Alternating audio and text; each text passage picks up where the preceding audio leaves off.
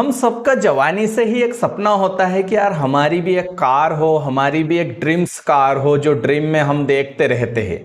लेकिन यार आज इस वीडियो को आप देखने आए हैं, वो भी एक सही राय है आपकी कि आपको कार खरीदना चाहिए या फिर उसी पैसे को म्यूचुअल फंड में लगा दे या फिर स्टॉक में लगा दे, शेयर मार्केट में लगा दे, स्टॉक खरीद ले। क्या करना चाहिए, राइट चॉइस क्या है? देखिए, इस वीडियो में मैं पूरी ईमानदारी से आपको पूरे डेटा, पूरे चार्ट और पूरे कैलकुलेशन से बताऊंगा कि आपके लिए बेस्ट ऑप्शन क्या है। क्या आपको अपनी सपनों की कार खरीदनी चाहिए या फिर आपको म्यूचुअल फंड में ही सही स्टॉक पिक कर लेना चाहिए? कौन ज्यादा फायदेमंद है, कौन सा ऑप्शन ज्यादा फायदेमंद है? इस वीडियो को देखने के बाद शायद आपको यह रियलाइज हो जाएगा कि यार आपने जो चुनाव किया है इस वीडियो को देखने का वो फुलफिलमेंट हो चुका है, आप एक सही ऑप्शन पर, एक सही डिसीजन की ओर बढ़ चुके हैं। तो आइए देख लेते हैं आपके लिए कार खरीदना बेटर है या फिर म्यूचुअल फंड में लमसम या फिर किसी भी स्टॉक को पिक करना। देखिए, यहां पर अगर मैं आपको पूरे डेटे के अकॉर्डिंग बताऊंगा, लेकिन यहां पर एक आपका जो है गाइडेंस देना चाहता हूं कि आप कार वर्सेस स्टॉक मार्केट या शेयर मार्केट मत करिए, आप कार वर्सेस म्यूचुअल फंड कर दीजिए, उसकी सब एंटिटी। यानी कि आपको डायरेक्ट शेयर मार्केट में किसी स्टॉक को पिक नहीं करना है किसी के कहने पर, बल्कि आपको म्यूचुअल फंड में इन्वेस्ट करना है। म्यूचुअल फंड में फंड मैनेजर जानेगा, वो सब पूरी हेडक पालेगा, उसको 10, 20, 30 साल का अनुभव रहता है शेयर मार्केट का। बहुत सारे फंड हाउस है, वो चाहते हैं कि हम ज्यादा से ज्यादा फायदा दे लोगों को, ताकि ज्यादा से ज्यादा पैसा हमारे माध्यम पे आए और हम इन्वेस्ट करें और फीस ले सके। तो बेस्ट रिटर्न देने का वो प्रयास करता है। तो ऐसे में म्यूचुअल फंड में आंख मीच कर भी लगा दोगे तो भी 12% से ज्यादा का रिटर्न आपको मिलेगा ही मिलेगा। तो यहां पर सीधी सी बात है, आपको या तो कार खरीदना चाहिए या फिर म्यूचुअल फंड में पैसा लगाना चाहिए। दोनों में से कौन सा बेस्ट ऑप्शन है, चलिए समझते हैं। लैपटॉप की स्क्रीन भी यहां पर दिख रही होगी। मैं स्टार्टिंग करता हूं निफ्टी से। देखिए, निफ्टी जो हमारा है, टॉप की 50 कंपनियां जो शेयर मार्केट में लिस्टेड है, उनका ग्राफ देखिए। 6 महीने में इसने 4% का रिटर्न दिया है, 1 साल में इसने 20% का रिटर्न दिया है और 5 साल में इसने 100% का, यानी कि पैसा डबल कर दिया है। और मैक्सिमम देखिए तो अभी तक 2583% का रिटर्न दिया है ऑल टाइम। इस तेजी से इस ग्राफ के साथ हमारा जो निफ्टी है वो बढ़ रहा है। ठीक है, ये बताना जरूरी था। अब मैं यहां पर आपको बताने वाला हूं कि आपके लिए कार खरीदना बेटर है या फिर म्यूचुअल फंड में लमसम लगाना। सपोज मान लेते हैं यहां पर आपने एक कार खरीदी, ठीक है, आप कार देख रहे हैं खरीदने के लिए। सपोज मान लेते हैं आप 8 लाख रुपए की एक कार खरीदना चाहते हैं। अच्छी कार आ जाती है 8 लाख रुपए में, 8, 8.5, 9 लाख रुपए में। हमने एक 8 लाख मोटा मोटी प्राइस माना है। अब 8 लाख रुपए में आप एक कार खरीदते हैं तो ऑब्वियसली पूरा पैसा तो आप वहां पर कार खरीदने में देंगे नहीं, ऑब्वियसली उसको EMI में कन्वर्ट करवाएंगे, लोन करवाएंगे। तो हम मान लेते हैं कि आपने 3 लाख रुपए कैश जमा कर दिए हैं और 5 लाख रुपए का लोन करवा लिया है। ठीक है, एक मोटा माटी हम ये एक एवरेज मान लेते हैं, आपका कम ज्यादा हो सकता है। ठीक है, अब सबसे पहले मैं कार का आपको पूरा सिस्टम बता देता हूं, फिर हम म्यूचुअल फंड की तरफ जाएंगे कि उसी पैसे को हम जब म्यूचुअल फंड में लगाएंगे तो क्या कुछ रहने वाला है। सपोज यहां पर मैं सिंपल एक यहां पर कार लोन EMI कैलकुलेशन पर आ चुका हूं। ठीक है, अब यहां पर मान लेते हैं हमने 3 लाख रुपए तो पूरे लमसम लगा दिए। अब जैसे यहां पर मैं आपको एक स्लाइड पर बता देता हूं कि सपोज मान लेते हैं कि 3 लाख रुपए आपने यहां पर जो है कैश जमा कर दिए। क्या करे है, कैश जमा करे कार में, है ना, ये कार का है और ये अपन मानेंगे म्यूचुअल फंड का। ठीक है, ये म्यूचुअल फंड का है, ये म्यूचुअल फंड का है। ठीक है, दोनों का ये है ग्राफ अपना। अब सपोज 3 लाख रुपए आपने कैश जमा कर दिए हैं और 5 लाख रुपए आपने लोन करवाया है। तो सपोज मैं यहां पर इसको कट करता हूं और 5 लाख रुपए का लोन आपने करवाया है। सपोज रेट ऑफ इंटरेस्ट आपका मान लेते हैं 6.5 है। वैसे रेट ऑफ इंटरेस्ट अलग अलग चलता है।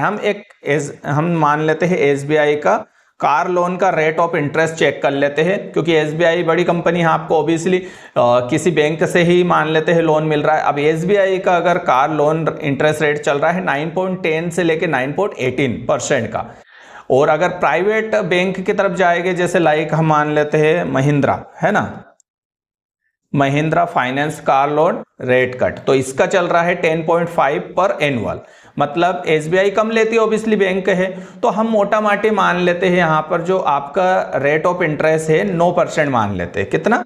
9% मान लेते हैं, ठीक है, इसको मान लेते हैं 9%, ठीक है। 9% के हिसाब से आपको 5 लाख के ऊपर लोन हुआ है।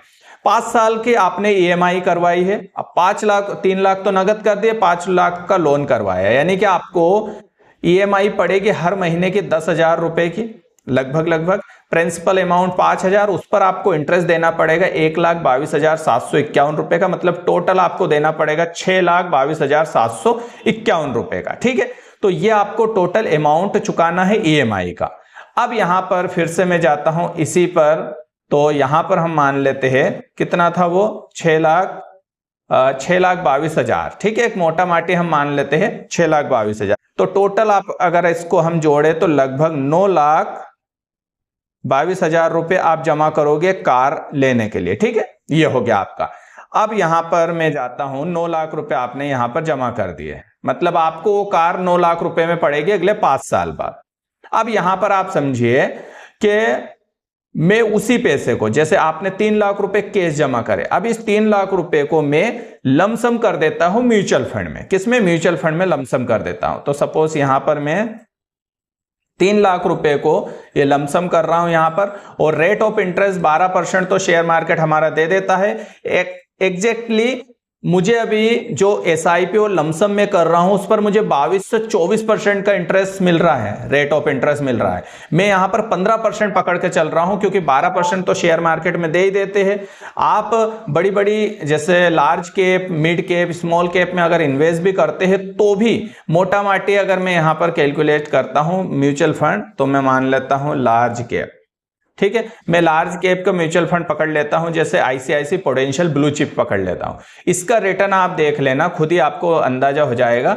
देखो 29% दिया है 1 साल का रिटर्न, 2 साल का 23%, और 3 साल का इसने दिया है 17%, और 5 साल का इसने दिया है 20%। अब मैं तो 15% ही मान रहा हूं। ये एक म्यूचुअल फंड है आईसीआईसी का, ऐसे कोई सा म्यूचुअल फंड देखो, और ये तो ब्लू चिप है। अगर मिड कैप में जाओगे, स्मॉल कैप में जाओगे, तो यही जो इंटरेस्ट है और बढ़ेगा, क्योंकि उसमें तो और ज्यादा रिटर्न मिलता है। तो हमने मोटा माटी मान लिया 15% का। अब 5 साल के लिए आपने यहां पर जो है उस पैसे को लगा दिया, ठीक है, 5 साल के लिए, यानी कि 3 लाख रुपए आपने जो कार खरीदने में एडवांस किया था बुकिंग के टाइम, वो 3 लाख रुपए आपके 5 साल में बन गए 6,03,000 रुपए, ठीक है। अब मैं यहां पर आपको पूरा गणित समझाऊंगा। अब इसको हम इधर लिख लेते हैं, ये यहां पर कितने बन गए 6,03,000 रुपए, 1 जीरो लगा, ठीक है, ये बन गए 6,03,000 रुपए, ठीक है, 5 साल बाद। ये भी 5 साल बाद 9,22,000 रुपए आपने गवा दिए हैं, ये पूरे चले गए हैं, और ये 6,30,000। अभी पूरा गणित समझना, आपको सब समझ में आएगा। तो ये तो हो गए। इसके बाद मैं एक स्लाइड और खोल लेता हूं यहां पर, और मैं एसआईपी कैलकुलेटर। अब जो आप यहां पर हर महीने 10,000 रुपए की ईएमआई भर रहे हैं कार के लिए, वो 5 साल तक, उसका देखिए हम यहां पर एसआईपी कर रहे हैं एक तरीके से। वही 10,000 रुपए कितने की थी आपकी ईएमआई? 10,380 रुपए के मान लेते हैं, तो 10,380 रुपए की, ठीक है, 10,380 रुपए की जो आप ईएमआई भर रहे हैं, उसी को हम मान लेते हैं एसआईपी में कर रहे हैं आप हर महीने, ठीक है। ऐसे एसआईपी में, म्यूचुअल फंड में एसआईपी कर रहे हैं हर महीने।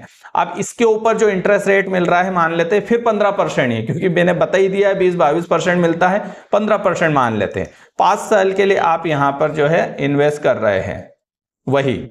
तो यहां पर आपका गणित देखिए, आपने 6,22,800 रुपए इन्वेस्ट करे हैं, आपको इसके ऊपर इंटरेस्ट मिलेगा 3,08,000, मतलब आपकी टोटल वैल्यू हो जाएगी 9,30,896 रुपए। 9,30,000 हम मोटा माटी पकड़ लेते हैं।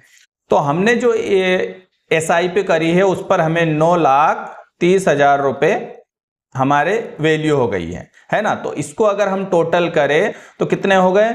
9 और 6 15 लाख। तो यानी कि 15,33,000 रुपए आपके ये हो गए, ठीक है। और यहां पर आपको 9 लाख रुपए आपने दे दिए हैं, क्या करा है, दे दिए हैं।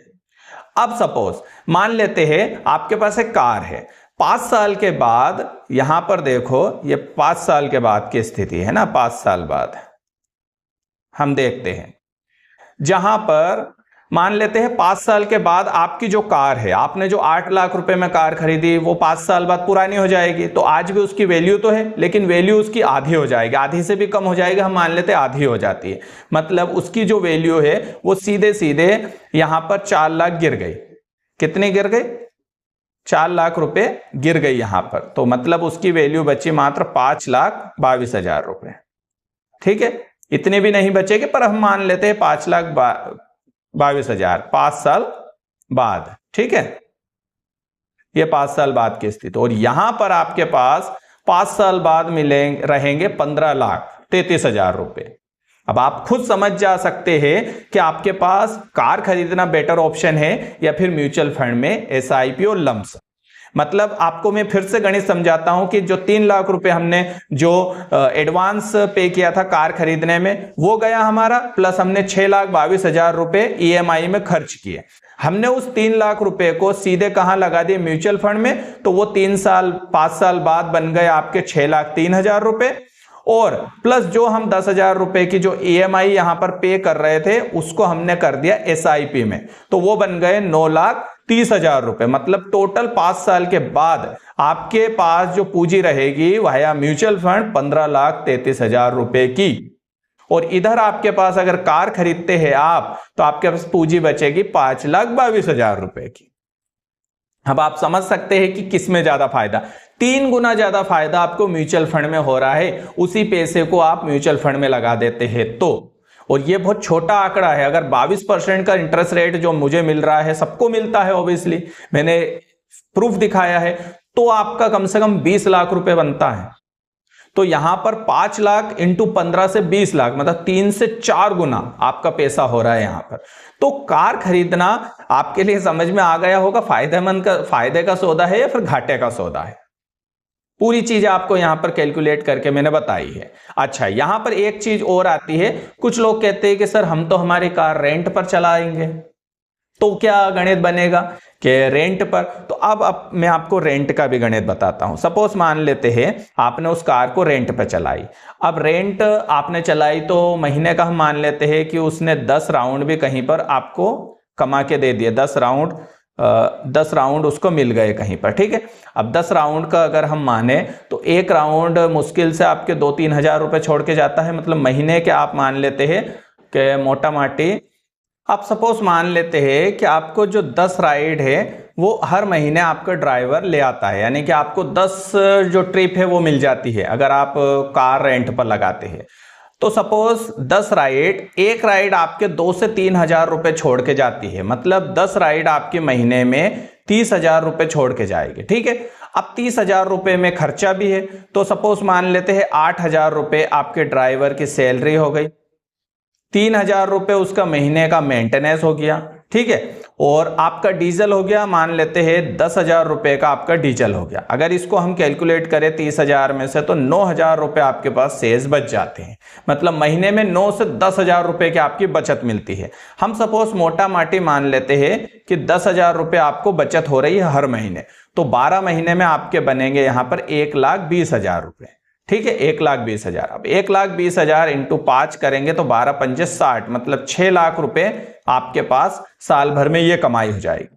अब 6 लाख रुपए अगर इसको हम इसमें भी जोड़ भी दे 6 लाख रुपए को, तो आपके कितने बनते हैं, तो भी टोटल बनते हैं आपके लगभग 11,22,000 रुपए।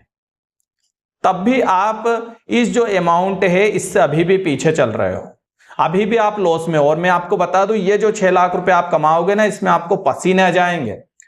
ड्राइवर की हेडक, पहली बात वो चोरी चपाटी करेगा। दूसरी बात यहां पर आप देखोगे तो जो उसका लोड है, गाड़ी बाहर जा रही है भैया आपके रिस्क पे, और अभी सरकार ने जो नया कानून बनाया आपको पता है ना, 10 साल की कैद अगर कोई कुछ हो जाए तो, ठुका जाए तो, मतलब वो किसके माथे। इसके बाद इंश्योरेंस इसमें जोड़ा नहीं है हमने, क्योंकि कम से कम 30-40 हजार रुपए का तो इंश्योरेंस सालाना होता है ना। तो 30-40 हजार मतलब अगर 5 साल का माने 3×5=15 मतलब 1.5 लाख रुपए का आपका वो गया इंश्योरेंस। ठीक है, तो वो गए 4.5 लाख इसमें बचे आपके पास, तो मतलब मोटा माटी इसमें भी फिर घटेगा, तो यहां पर केवल 4,50,000 ही होगा। तो यहां पर भी आपकी 1.5 लाख घटा, तो मतलब 10 लाख के आसपास आपके पास बचेगा। और हेडक जमाने भर की कि कुछ ठुक गया, कुछ हो गई, कुछ गाड़ी का टेंशन हो गया, कुछ बिगड़ गई, डीजल कम पड़ गया, ये हो गया, मतलब जमाने की टेंशन, रेंट पर भी चला दी तो आपने। इससे अच्छा तो बिना टेंशन से म्यूचुअल फंड में पैसा लगा दो, आराम से चैन की नींद सो, आराम से कुछ भी करो, पैसा ऑटोमेटिक बढ़ रहा है यहाँ पर। तो ये एक ऑप्शन आपके लिए सुटेबल है, और मैं आपको सजेस्ट करता हूं कि देखिए कार खरीदने से बेटर म्यूचुअल फंड में उसी पैसे को लगाना है। अगर आप उस पैसे को म्यूचुअल फंड में लगाओगे ना, तो इसी टाइप से रिटर्न मिलेगा, और 20 लाख तक आपका पैसा हो जाएगा। हालांकि अब आपका सपना है वो आप पूरा कर सकते हैं, और मतलब जो ओल्ड कार रहते हैं ना, यूज्ड कार, उनको खरीद कर 3 लाख रुपए में आ जाएगी, 3-4 लाख रुपए में यूज्ड कार खरीदिए, सस्ती कार खरीद लीजिए। 4-5 लाख नई कार खरीदे तो उसी को अगर पुराने में खरीदे 1.5-2 लाख में मिल जाएगी, वो भी तो एक कार से घूमने का ही है। अब आपका नजरिया है आपको किस टाइप से जीना है, लेकिन मैंने आपको पूरी स्टेप बता दी है कि आपके लिए